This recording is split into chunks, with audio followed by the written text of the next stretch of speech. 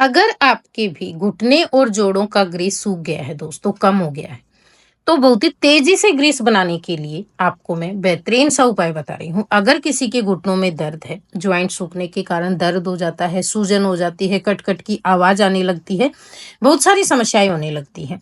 तो उससे हमें क्या होता है, जब हम डॉक्टर को दिखाते हैं ना, तो वो बोलते हैं कि इनका ग्रीस कम हो गया है। तो अगर आपको भी ऐसा बोला है या फिर महसूस हो रहा है, सूजन हो रही है, घुटनों में जलन हो रही है, कट-कट की आवाज़ आती है, एकदम से करके लगते हैं उसके अंदर, तो आप ये नुस्खा आज़मा सकते हो। घुटनों के लिए बेहद ही उपयोगी नुस्खा है दोस्तों, और ये जो है ना, आपकी हड्डियों और जोड़ों को एकदम रिपेयर करेगा। इस तरह का नुस्खा है दोस्तों, जान भर देगा आपकी हड्डियों में, लोहे से भी मजबूत करेगा ये हड्डियों को और जोड़ों को।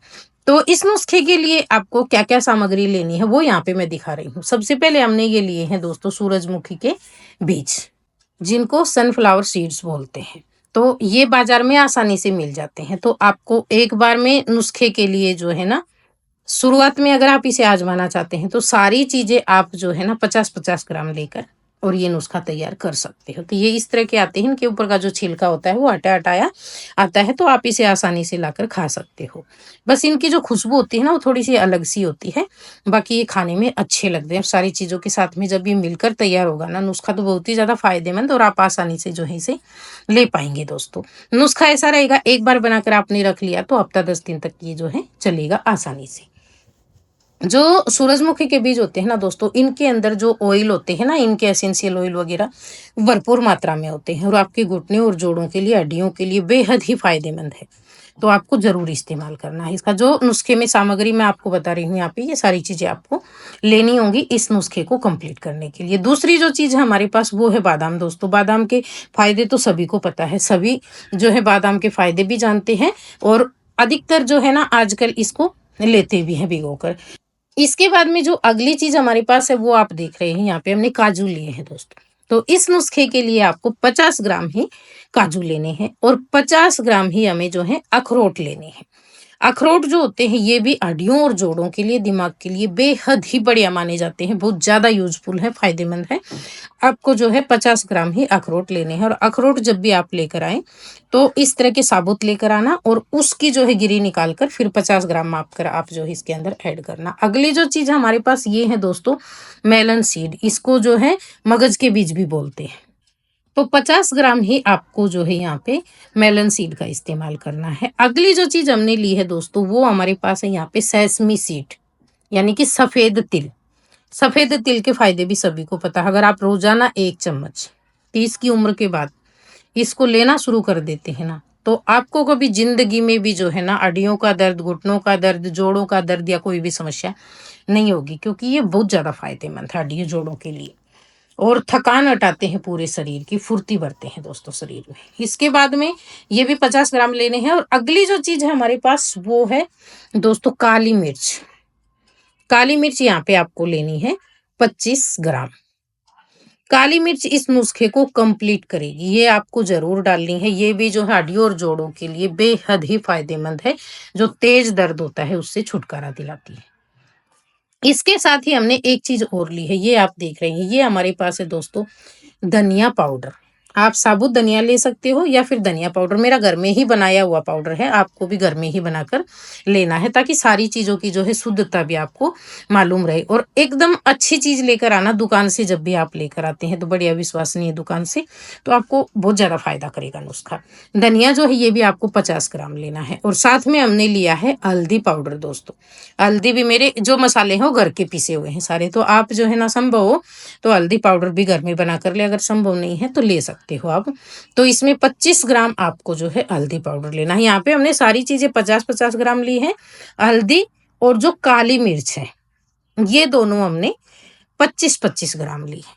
तो यहाँ पे हमने टोटल जो है ना 9 चीज़ें ली हैं दोस्तों, और इतनी चीज़ आपको लेनी है इस नुस्खे को कंप्लीट करने के लिए। इन सारी चीज़ों को आपको क्या करना है, इनका पाउडर बनाना है। लेकिन इनमें से आपने जो ये सफ़ेद तिल लिए हैं, मगज के बीज लिए हैं और साथ में बादाम लिए हैं, और जो आपने ये सूरजमुखी के बीज लिए हैं, इनको हल्का सा ड्राई रोस्ट करना है, ठंडा करना है और फिर इनका पाउडर बनाना है, ये चारों चीज़ों का।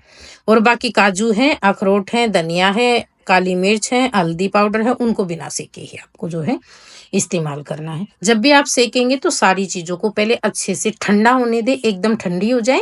उसके बाद में सबका अलग-अलग पाउडर बनाकर और एकदम अच्छे से छानना चाहें तो छान सकते हो, नहीं तो ज़रूरत नहीं है।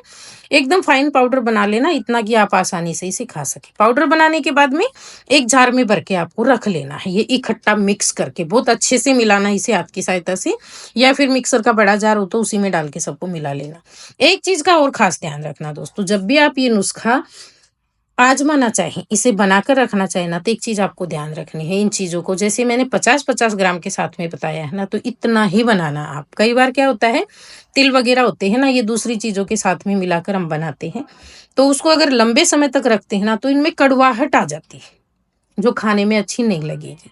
इसलिए आप पहले इसे थोड़ा-थोड़ा बनाकर ही उसको फिनिश करें और फिर दोबारा बनाएँ। इस तरीके से आप जो है ना, इस नुस्खे को अगर बनाकर 1.5 से 2 महीने आज़मा लेते हैं दोस्तों, तो आपको खुद अपने जॉइंट में फ़ायदा होने लगेगा। जो जॉइंटों का ग्रीस सूख गया है, वो बहुत अच्छे से इनसे जो है कवर हो जाता है, बन जाता है दोस्तों, फ़ास्ट बनता है। आप फ़ायदा खुद महसूस कर पाएँगे। अगर किसी की दवाइयाँ चल रही हैं, दर्द की या हड्डियों-जोड़ों के लिए, किसी तरह भी समस्या की, तो दवाइयों के साथ में इसे आप आज़मा सकते हो। एकदम से दवाइयाँ बंद ना करें।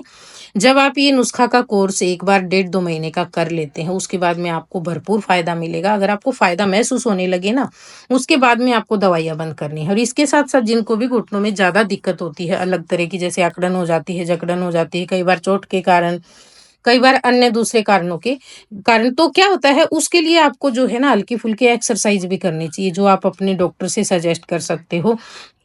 जहाँ से आपका इलाज वगैरह चल रहा हो पहले, और अगर नहीं चल रहा तो आपको वो भी मिल जाता है आसानी से, इंटरनेट पे देखकर आप जो है एक्सरसाइज भी कर लें।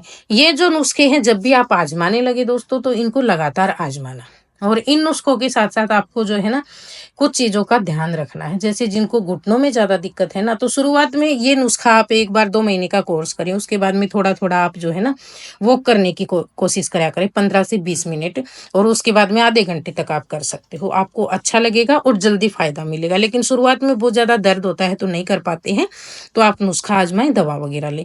जब भी आप दवाई लेना शुरू करें तो बीच में बंद नहीं करना है, कंटिन्यू करना है आपको, थोड़ा-थोड़ा बनाकर इसे रखना है जिससे कि ये खराब ना हो।